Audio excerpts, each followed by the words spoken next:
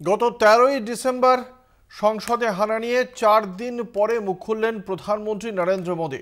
সংসদে হানার ঘটনা অত্যন্ত উদ্বেগের। এই নিয়ে রাজনীতি করা অনুচিত।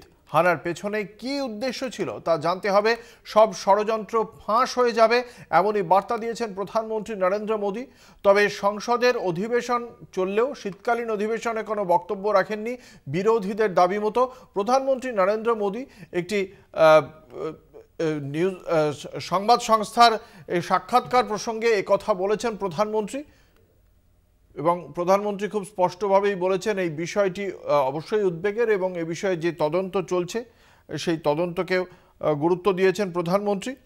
যদিও প্রধানমন্ত্রী নরেন্দ্র মোদীর এই বক্তব্যকে কেন্দ্র করে ফের কটাক্ষ শুরু হয়ে গিয়েছে বিরোধীদের পক্ষ থেকে। আপনাদের জানিয়ে রাখি, প্রধানমন্ত্রী নরেন্দ্র মোদী অবশেষে ঘটনার 4 দিন পর তিনি মুখ খুলেছেন। একটি সংবাদ সংস্থাকে, বেসরকারি সংবাদ সংস্থাকে সামনে বক্তব্য রেখেছেন তিনি। সাক্ষাৎকার চলাকালীন এই বিষয়ে বক্তব্য রাখেন সংসদে হানা নিয়ে, এবং সেখানেই প্রধানমন্ত্রী বলেছেন যে গোটা বিষয়টি খতিয়ে দেখা হবে।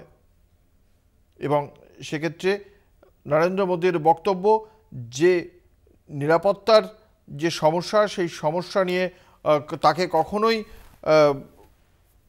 তাকে বেশি করেই গুরুত্ব দেওয়া হচ্ছে। তবে বিরোধীদের কাছে তার আবেদন, এই বিষয়টি নিয়ে বিরোধের রাস্তায় যাওয়া অনুচিত। সংসদেরকে সুষ্ঠুভাবে পরিচালনার জন্য সহযোগিতার আবেদন জানিয়েছেন লোকসভার অধ্যক্ষের মতো একই রকমভাবে একই আবেদন জানিয়েছেন প্রধানমন্ত্রী নরেন্দ্র মোদী। যদিও তার প্রেক্ষিতে ইতিমধ্যেই বিরোধীদের পক্ষ থেকে প্রধানমন্ত্রীকে কটাক্ষ করা হয়েছে।